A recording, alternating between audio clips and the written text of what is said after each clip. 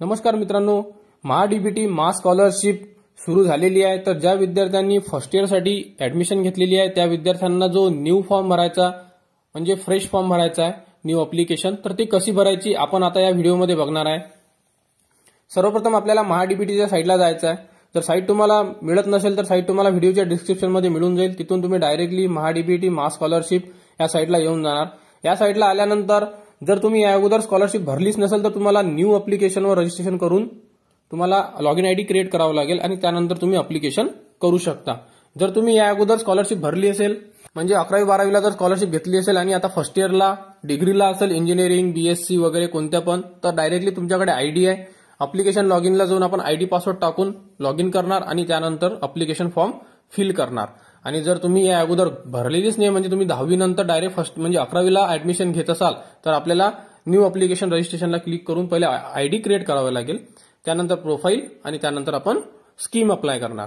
तर आता आपण ऑलरेडी भरलेला आहे फॉर्म, फक्त फर्स्ट इयरला ऍडमिशन आहे त्या विद्यार्थ्यांचा फॉर्म भरणार आहे म्हणजे फ्रेश अप्लिकेशन। तर आपल्याकडे आयडी आहे आणि पासवर्ड आहे, तर आपण आयडी आणि पासवर्ड टाकून लॉग इन करणार। आयडी टाकलाय त्यानंतर जो पासवर्ड आहे पासवर्ड टाकला, त्यानंतर खाली दिलेला कॅप्चा टाकायचा आणि लॉग इनला क्लिक करायचं। लॉग इनला क्लिक केल्यानंतर ऑलरेडी जे फॉर्म भरलेले आहे आपण जे प्रोफाईल आहे त्यामध्ये आपण इन्सर्ट होणार। त्यामध्ये आपल्याला पूर्ण जे इन्फॉर्मेशन आहे ती आपल्याला डिस्प्ले होणार। या अगोदर आपण जो फॉर्म भरलेला आहे, आता आपण फर्स्ट इयरला ऍडमिशन घेतलेली आहे। फर्स्ट इयरला ऍडमिशन डिग्री झाल्यानंतर सुद्धा घेऊ शकतो, म्हणजे डिग्रीचे 3 वर्ष कंप्लीट झाल्यानंतर सुद्धा फर्स्ट इयरला ऍडमिशन म्हणजे एमबीए, एमई, एमसीए यासाठी, किंवा 12वी नंतर फर्स्ट इयरला म्हणजे BE first year, BCom first year, BA first year यासाठी सुद्धा ऍडमिशन घेऊ शकतो। तर हे विद्यार्थी फ्रेश ऍडमिशन पकडू शकतो, म्हणजे न्यू कॉलेजला आलेले विद्यार्थी फर्स्ट इयरसाठी फॉर्म भरणार। तर बघा, लॉग इन केल्यानंतर आपल्यासमोर प्रोफाईल ओपन होईल। प्रोफाईल ओपन झाल्यानंतर आपल्याला 3 नंबरचा ऑप्शन दिलेला आहे प्रोफाईल, तिथे आपल्याला क्लिक करायचं आहे। क्लिक केल्यानंतर हे विंडो येणार, ह्या विंडोला खाली ओकेचा ऑप्शन आहे, ओके करायचं आपल्याला। ओके केल्यानंतर बघा तुमच्यासमोर तुमचे प्रोफाईल आहे, तुमचे नाव वगैरे सर्व गोष्टी। यामध्ये दिलेली इन्फॉर्मेशन एकदा व्हेरीफाय करा, जी ऑलरेडी भरलेली इन्फॉर्मेशन बरोबर आहे किंवा नाही, नसेल तर आपल्याला ती इन्फॉर्मेशन अपडेट करायची आहे। अपडेटमध्ये बघा कास्ट सर्टिफिकेट, नंबर, डेट, त्यानंतर सर्व गोष्टी एकदा चेक करून घ्या। जर यामध्ये जर काही त्रुटी असेल तर आपण अपडेट करू शकतो। तुम्ही कास्ट सर्टिफिकेट नवीन काढली असेल तर आपण तिथे नवीन सुद्धा अपलोड करू शकतो।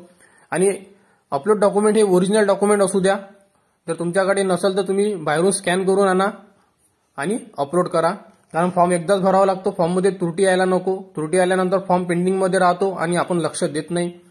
त्यानंतर आपल्याला इन्कम सर्टिफिकेट अपलोड करावं लागणार आहे आणि जे न्यू काढलेलं आहे तुम्ही न्यू इन्कम सर्टिफिकेट आपल्याला इथं टाकायचं आहे। त्यावरती जे इन्कम आहे ते इन्कम टाका, त्यानंतर त्यावरती जो आउटवर्ड नंबर आहे तो आउटवर्ड नंबर टाका। त्यानंतर इन्कम सर्टिफिकेट कोणी दिला आहे, एक्झिक्युटिव्ह आहे, तहसीलदार आहे, सब डिव्हिजनल ऑफिसर आहे, यामधून जो तुमच्या इन्कम सर्टिफिकेटवर स्टॅम्प आहे तो स्टॅम्प चेक करून टाका। आणि त्यानंतर इन्कम सर्टिफिकेट आपल्याला अपलोड करायचे आहे 256 KB आतमध्ये तुमची फाईल असणं गरजेचं आहे। तुम्ही इमेज फाईल सुद्धा टाकू शकता किंवा पीडीएफ जर असेल तुमच्याकडे तर पीडीएफ सुद्धा तुम्ही इथे अपलोड करू शकता। तर ज्या फोल्डरला डॉक्युमेंट्स सेव्ह केलेले आहेत त्या फोल्डरमधून आपले डॉक्युमेंट्स व्यवस्थितरित्या अपलोड करा, जेणेकरून फॉर्ममध्ये त्रुटी येणार नाही।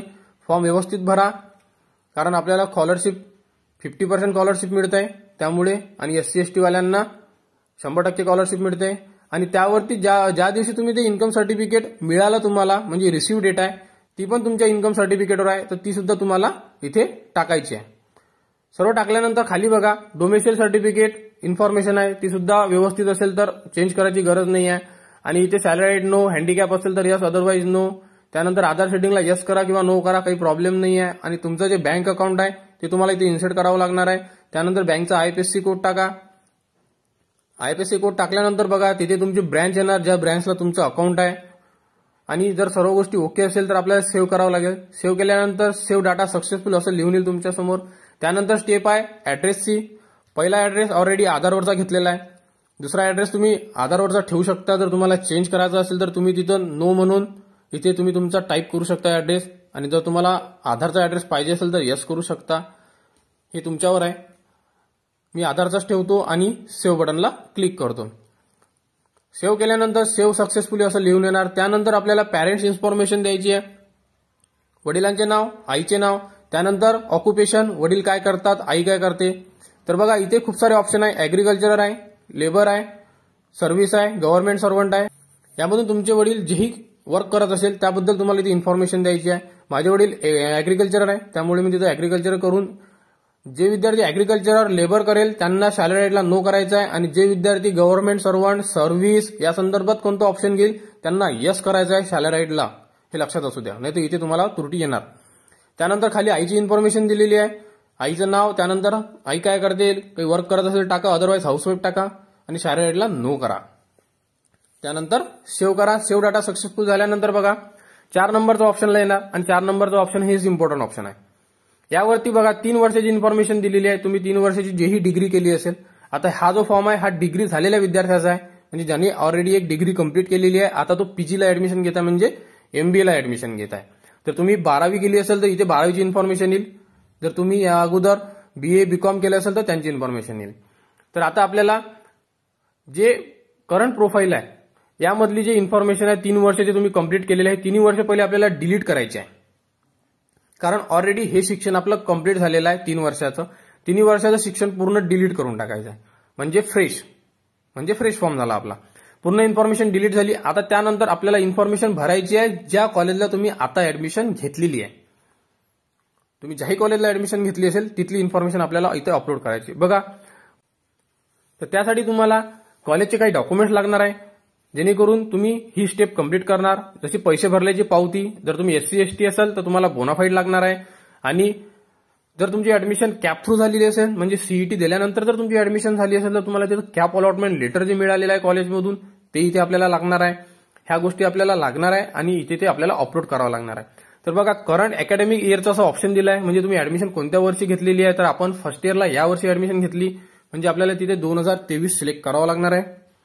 बघा, 2023 सिलेक्ट केलंय. त्यानंतर इन्स्टिट्यूट महाराष्ट्र, त्यानंतर तुम्ही ज्या जिल्ह्याला ऍडमिशन घेतलेली आहे तो जिल्ह्याचं नाव नमूद करा. त्यानंतर तालुक्याला कोणत्या ऍडमिशन घेतलेली आहे तिथलं नाव नमूद करा. त्यानंतर क्वालिफिकेशन कोणतं आहे, 12वी आहे. बीए बीकॉम असेल तर अंडर ग्रॅज्युएट करणं गरजेचं आहे आपल्याला. त्यानंतर पोस्ट ग्रॅज्युएशन असेल तर तिथं पोस्ट ग्रॅज्युएशन कोर्स असं सुद्धा ऑप्शन दिलेला आहे. तर आपण पोस्ट ग्रॅज्युएशन करतोय त्याच्यामुळे पोस्ट ग्रॅज्युएशन कोर्स हे ऑप्शन सिलेक्ट करणार आहे. जर तुम्ही ग्रॅज्युएशन करत असाल 12वी नंतर तर तुम्हाला अंडर ग्रॅज्युएट हे ऑप्शन सिलेक्ट करावं लागणार आहे. यामधून भरपूर ऑप्शन आहे, तुम्ही एकदा चेक करा. नर्सिंग आहे, भरपूर आहेत. डिप्लोमा असेल तर डिप्लोमाचा ऑप्शन आहे, तुम्ही त्यामधून सिलेक्ट करा. त्यानंतर बघा इथे फील्ड कोणती आहे, म्हणजे इंजिनिअरिंग आहे, मेडिकल आहे, नर्सिंग आहे. तर MBA हे मॅनेजमेंटमध्ये जातो, त्यामुळे इथे मी मॅनेजमेंट ऑप्शन सिलेक्ट करत आहे. कारण MBA हे मॅनेजमेंटमध्ये जातो त्यामुळे. त्यानंतर त्या जिल्ह्यामधले जेवढे कॉलेज आहे पूर्ण तुमच्यासमोर MBAचे डिस्प्ले होईल. यामधून तुमचं जे कॉलेज आहे ते सिलेक्ट करा. तर माझं सिपना कॉलेज आहे, मी सिपना कॉलेज सिलेक्ट केलंय. त्यानंतर कोर्समध्ये MBA ऑटोमॅटिक आलं, कारण मॅनेजमेंटमध्ये MBAच आहे फक्त. त्यानंतर ऍडमिशन कशी झाली आहे, गव्हर्नमेंट कोट्यातून आहे, इन्स्टिट्यूट लेवलला आहे, मॅनेजमेंट कोटा आहे की TFWS मधून ऍडमिशन आहे. तर माझी जी ऍडमिशन आहे ते कॅप थ्रू झालेली आहे आणि ते गव्हर्नमेंट कोट्यामधून झालेली आहे, म्हणून मला पहिलं ऑप्शन येईल थ्रू कॅप. हे तुमची ऍडमिशन जर डायरेक्ट केली असेल तुम्ही तर तिथून सिलेक्ट करू शकता. थ्रू कॅप केल्यानंतर मला सीईटी मध्ये मार्क्स किती आहे ते इथे इन्सर्ट करायचे आपल्याला. ज्या भरोश्यावर तुमची ऍडमिशन झालेली आहे म्हणजे सीईटीचे मार्क्स. आणि जर तुम्ही डिप्लोमा करून असाल डायरेक्ट सेकंड इयर तर तुम्हाला पॉलिटेक्निकचे मार्क्स इथे इन्सर्ट करावे लागणार आहे. जर तुम्ही 12वी करून असाल तर तुम्हाला जे तुम्ही सीईटी दिली त्याचे मार्क्स, अशा प्रकारे इथे मार्क्स इन्सर्ट करायचे. त्यानंतर तुमच्याकडे कॅप अलॉटमेंट लेटरवर एक नंबर लिहिलेला आहे जो टाकून तुम्ही आतापर्यंत ऍडमिशन घेतलेली आहे. जर तुम्ही इंजिनिअरिंग फर्स्ट इयर असेल तर EN पासून सुरुवात होणार, MBAचा ऍडमिशन आहे तर MB पासून सुरुवात होणार. आणि तुम्ही जर BA साठी किंवा याच्यासाठी घेतली असेल तर तुम्हाला इथे हे गोष्टी विचारणार नाहीये. BA BCom जर तुम्ही ऍडमिशन घेतली असेल तर तिथे हे ऑप्शन येणार नाही कॅप अलॉटमेंट, कारण त्यांची जी ऍडमिशन आहे ती डायरेक्ट होते त्याच्यामुळे. तर अशा प्रकारे कॅप अलॉटमेंट असते. हा एक फोटो तुम्हाला दाखवण्यासाठी दाखवते फक्त मी, पण आपल्याला स्कॅन कॉपी लागणार आहे क्लिअरली. तर अशा प्रकारे तुम्ही कॅप अलॉटमेंट इथे अपलोड करा. त्यानंतर बघा इथे तुम्हाला स्टडी ऑफ इयर विचारलाय तर फर्स्ट इयर येणार. त्यानंतर इथे परसुईंगचा ऑप्शन सिलेक्ट करा. त्यानंतर डेट ऑफ ऍडमिशन, कोणत्या दिवशी तुम्ही ऍडमिशन घेतलेली आहे तुमच्या रिसिप्टवर दिलेली आहे ती डेट टाका.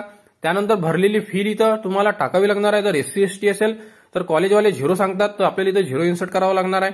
आणि त्यानंतर इथे बोनाफाईड टाकू शकता किंवा रिसिप्ट टाकू शकता. हे डिपेंड करते कॉलेजवर. कॉलेजच्या नोटीस बोर्डला नोटीस लागलेली आहे की त्या पेजला काय करायचं, फी किती टाकायची, बोनाफाईड अपलोड कोणी करायचं, त्यानंतर रिसिप्ट कोणी अपलोड करायची, फी किती टाकायची, या संदर्भात नोटीस प्रत्येक कॉलेज नोटीस प्रोव्हाइड करते. त्याप्रकारे तुम्ही एकदा चेक करून घ्या. एससी कॅटेगरीचा फॉर्म आहे त्यामुळे फी 0 सांगितलेली आहे. इथे एक तर फीची रिसिप्ट टाकू शकता किंवा बोनाफाईड सर्टिफिकेट टाकू शकता असं सांगितलेलं आहे. तर आम्ही फीची रिसिप्ट टाकतोय आणि फी पेड मध्ये 0 टाकतोय. त्यानंतर इथे कास्ट सिलेक्ट करायची आहे, एससी आहे त्यामुळे एससी कास्ट सिलेक्ट केली. मोडमध्ये रेग्युलर आहे कारण रेग्युलर कॉलेज करायचं तर रेग्युलर तिथे डिस्टन्स एज्युकेशन नाही आहे. अशा प्रकारे पूर्ण इन्फॉर्मेशन टाकलेली आहे. इन्फॉर्मेशन भरल्यानंतर परत एक नाही दोनदा चेक करा की टाकलेली इन्फॉर्मेशन प्रॉपर आहे का. कॅप अलॉटमेंट लेटर, सीईटीचे मार्क्स, कॉलेज ऍडमिशन डायरेक्ट कशी झालेली आहे, त्यानंतर फर्स्ट इयर परसुईंग, त्यानंतर जो तुमचा कॅप अलॉटमेंटचा जो नंबर आहे तो नंबर सुद्धा व्यवस्थित टाकायचा आपल्याला. या सर्व गोष्टी आणि ऍडमिशन आणि सर्व गोष्टी जर ओके असेल तर सेव्ह बटनला क्लिक करा. सेव्ह झाल्यानंतर सेव्ह डाटा सक्सेसफुल असं लिहून येणार. त्यानंतर तुमच्या समोर येणार आहे पास्ट एज्युकेशन म्हणजे लास्ट एज्युकेशन ते तुम्ही शिकलेलं आहे. या अगोदर 10वी-12वी शिकले, त्याच्यानंतर तुम्ही डिग्री केलेली आहे तर आता डिग्रीची इन्फॉर्मेशन आपल्याला इथे इन्सर्ट करावं लागणार आहे कारण ऑलरेडी आपण डिग्री कंप्लीट करून एमबीएला फर्स्ट इयरला ऍडमिशनचा फॉर्म भरत आहे. तर आता तुम्हाला इथे जी डिग्री केली आहे ती डिग्री टाकायची आहे. तर डिग्रीसाठी तुम्हाला जे इन्फॉर्मेशन आहे बघा, अंडर ग्रॅज्युएट कोर्स म्हणजे डिग्री होते. त्यानंतर बघा कोणती फील्ड आहे, तर बीकॉम आहे त्यामुळे कॉमर्स केलेला आहे, कम्प्लीट झालेला आहे. त्यानंतर तिथे डिस्ट्रिक्ट तालुका हे सिलेक्ट करावं लागेल आणि त्यानंतर तुम्हाला कॉलेज कोणतं आहे तुमचं त्या लिस्टमधून तुम्हाला कॉलेज सिलेक्ट करावं लागेल. त्यानंतर बीकॉमचे सुद्धा खूप ऑप्शन येईल, ऍडेड अनऍडेड त्यामधून एक सिलेक्ट करावं लागेल. त्यानंतर युनिव्हर्सिटी येईल ती पण सिलेक्ट करावं लागेल. मोड रेग्युलर आहे, जर तुम्ही वायसीएमई मधून जर डिग्री करत असाल तर तुम्हाला तिथं डिस्टन्स एज्युकेशन करावं लागेल. त्यानंतर रेग्युलर कॉलेज असेल तर रेग्युलर सिलेक्ट करा. त्यानंतर तुम्हाला कोणत्या वर्षी तुम्ही ऍडमिशन घेतली आणि कोणत्या वर्षी कंप्लीट केलेली आहे तो डिस्टन्स आपल्याला इथे नमूद करावा लागणार आहे. त्यानंतर रिझल्ट विचारणार आहे, रिझल्टच्या ठिकाणी तुम्हाला पास करणं गरजेचं आहे. त्यानंतर जे तुम्हाला मार्कशीटला पर्सेंटेज आहे ते पर्सेंटेज तिथे नमूद करावी लागणार आहे. त्यानंतर अटेम्प्ट म्हणजे तुम्ही जो टाइम पिरियड होता 3 वर्ष डिग्री 3 वर्षात केली असेल तर 1 लिहा, जर 4 वर्ष झाली असेल तर तिथं 2 अटेम्प्ट लिहू शकता तुम्ही. त्यानंतर तुमच्याकडे डिग्रीची मार्कशीट आहे ते मार्कशीट तुम्हाला तिथे अपलोड करावे लागणार आहे.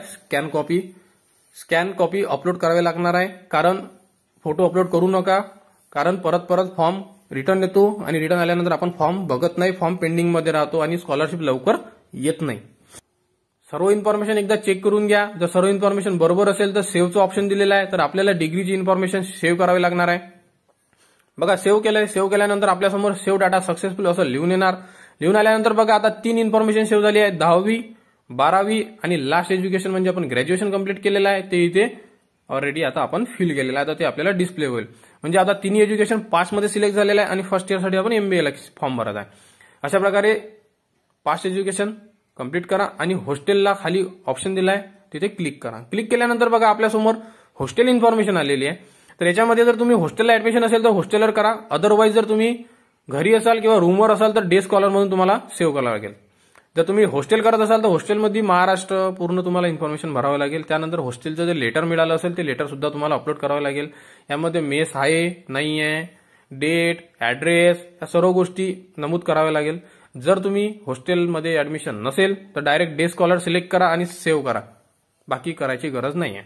जर तुम्ही रूमवर राहत असाल तरी घरी राहत असाल तरी डे स्कॉलर हे ऑप्शन आहे. सेव्ह झाल्यानंतर सेव्ह डाटा सक्सेसफुल. तर अशा प्रकारे आपण 100% आपलं जे प्रोफाईल आहे ते अपडेट केलेलं आहे. 100% प्रोफाईल अपडेट झाल्यानंतर आता परत आपल्याला एकदा चेक करू शकतो फॉर्म आपण की फॉर्म व्यवस्थित भरलेला आहे किंवा नाही आहे. जर फॉर्म भरताना तुम्हाला भीती वाटत असेल किंवा अडचण जात असेल, भरपूर डॉक्युमेंट स्कॅनिंगची अडचण जात असेल तर तुम्ही जवळपासच्या सायबर कॅफेला जाऊन सुद्धा फॉर्म भरू शकता कारण फॉर्म एकदाच भरावा लागतो आपल्याला. रिस्क न घेता तुम्ही बाहेरून सुद्धा भरू शकता कारण डॉक्युमेंट वगैरे स्कॅन पाहिजे. ही आपण करंट इन्फॉर्मेशन मध्ये म्हणजे फर्स्ट इयरला जी ऍडमिशन घेतली तिथली इन्फॉर्मेशन आहे पूर्ण जे भरलेली आहे आपण एमबीएच्या कॉलेजची. आता त्यानंतर आपल्याला जी स्कीम सिलेक्ट करायची आहे यामध्ये स्कीमचे भरपूर सारे ऑप्शन आहे. इथे सुद्धा खूप लोक कन्फ्यूज होतात. तर पुढच्या व्हिडिओमध्ये आपण स्कीम कोणती आणि कोणती कोणाला लागणार आहे या गोष्टी आपण बघणार आहे, कोणती स्कीम सिलेक्ट करायची. तर यामध्ये बघा ओबीसीचं सुद्धा ऑप्शन दिलेलं आहे, एससी एसटीचा आहे. 2.5 लाखाच्या आतमध्ये जर इन्कम असेल तर स्कॉलरशिपचा फॉर्म भरायचा आहे. 2.5 लाखाच्या वर इन्कम असेल तर tuition fee and examination fee असं एक ऑप्शन दिलेला आहे, तो फॉर्म भरायचा आहे. सर्वांच्या कास्टनुसार ऑप्शन दिलेले आहे तर तुम्ही ज्या कास्टमध्ये आहे त्या कास्टचाच ऑप्शन तुम्हाला सिलेक्ट करावं लागणार आहे. तर आपण आता एससी कॅटेगरीमध्ये आहे म्हणून आपण पोस्ट मॅट्रिक स्कॉलरशिप सिलेक्ट करणार आहे. पहिलं ऑप्शन 2.5 लाखाच्या आत इन्कम आहे आणि अप्लाय दिस स्कीम जे ऑप्शन दिलेलं आहे तिथे आपल्याला क्लिक करावं लागणार आहे. तिथे क्लिक केल्यानंतर आपल्यासमोर एक ऑप्शन येईल, फॉर्म रिन्यू आहे किंवा नाही आहे, तर तिथे नो करायचं आहे. आणि सर्वात शेवटी गेल्यानंतर सबमिटचा ऑप्शन आहे, तिथे तुम्हाला सबमिट करावं लागेल.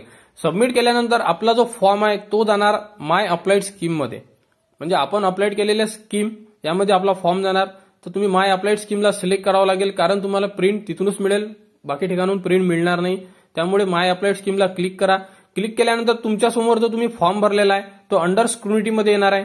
त्यानंतर फॉर्म नंबर, तुमची कास्ट, तुमचं डिपार्टमेंट या सर्व गोष्टी आपल्या स्क्रीनवर डिस्प्ले होणार. डिस्प्ले झाल्यानंतर ऍक्शन मध्ये कॅन्सलचं सुद्धा ऑप्शन आहे, तुम्ही कॅन्सल करू शकता, पण जास्त वेळा कॅन्सल करता येत नाही. फॉर्म एकच वेळा कॅन्सल करता येणार, परत परत कॅन्सल करू नका. बाजूला व्ह्यूचं ऑप्शन आहे, व्ह्यूवर क्लिक करा. व्ह्यूवर क्लिक केल्यानंतर तुमचा जो फॉर्म आहे तो तुमच्यासमोर डिस्प्ले होईल. पूर्ण इन्फॉर्मेशन तुम्ही बघू शकता, जी इन्फॉर्मेशन तुम्ही अपडेट केली आहे चेक करू शकता. चेक करून घ्या आणि सर्वात खाली आल्यानंतर तुम्हाला प्रिंटचं असं एक ऑप्शन दिलेलं आहे, तिथून तुम्ही प्रिंट सुद्धा काढू शकता. प्रिंट काढू शकता किंवा पीडीएफ मध्ये सेव्ह करू शकता आपल्या स्वतःजवळ. आणि अशा प्रकारे तुम्ही हा फॉर्म भरू शकता. हा form fresh application first year अप्लिकेशनसाठी आहे. अजून जे विद्यार्थी 10वी नंतर 11वीला गेले आहे किंवा ज्यांनी आतापर्यंत फॉर्म भरलेला नाही आहे, तो विद्यार्थ्यांसाठी न्यू रजिस्ट्रेशन करावं लागणार आहे. आपण न्यू रजिस्ट्रेशन नाही केलेलं आहे फॉर्म मध्ये, ऑलरेडी आपण शिक्षण झालेलं आहे. शिक्षणानंतर फ्रेश ऍडमिशन आहे आपली फर्स्ट इयरला, हा तो फॉर्म आहे. अशा प्रकारे तुम्ही प्रिंटचं ऑप्शन येईल, प्रिंट काढू शकता. आणि प्रिंट काढावी लागणार आहे, कारण आपल्याला प्रिंट जी आहे ती कॉलेजला सबमिट करायची आहे डॉक्युमेंट्स लावून. तर अशा प्रकारे तुम्ही फ्रेश अप्लिकेशन फर्स्ट इयर वाले स्टुडंट फॉर्म भरू शकतात. तर लवकरात लवकर आपले फॉर्म भरून घ्या आणि प्रिंट काढून आपल्या कॉलेजला सबमिट करा. त्याला डॉक्युमेंट्स लावा. डॉक्युमेंट्स लिस्टची ऑलरेडी व्हिडिओ आपल्या युट्यूब चॅनलवर उपलब्ध आहे. त्यामधून कोणकोणते डॉक्युमेंट्स फॉर्म सोबत सबमिट करायचे आहे ते सुद्धा त्यामध्ये दिलेले आहे. त्यामधून डॉक्युमेंट लिस्ट काढा, डॉक्युमेंट अटॅच करा आणि आपल्या कॉलेजला डॉक्युमेंट्स लावून फॉर्म सबमिट करा. आणि हा व्हिडिओ आपल्या मित्रांना शेअर करा, जेणेकरून ते सुद्धा स्कॉलरशिपचा फॉर्म भरू शकले पाहिजे. आणि जर फॉर्म भरताना तुम्हाला अडचण जात असेल तर आपल्या जवळपासच्या ऑनलाईन सेंटर किंवा सायबर कॅफेला जाऊन सुद्धा तुम्ही फॉर्म भरू शकता. कारण यासाठी पूर्ण डॉक्युमेंट्स आपल्याला स्कॅन स्वरूपात लागणार आहे. झेरॉक्स किंवा फोटो टाईपमध्ये असे अपलोड करू नका, कारण फॉर्म हा समाज कल्याण ऑफिसला जातो आणि फॉर्म त्रुटीमध्ये यायला नको त्यासाठी. तर अशाच अपडेटसाठी आपल्या चॅनलला सबस्क्राईब करा. यापुढील जेही अपडेट असेल ती तुम्हाला आपल्या युट्यूब चॅनलवर उपलब्ध करून देण्यात येणार आहे.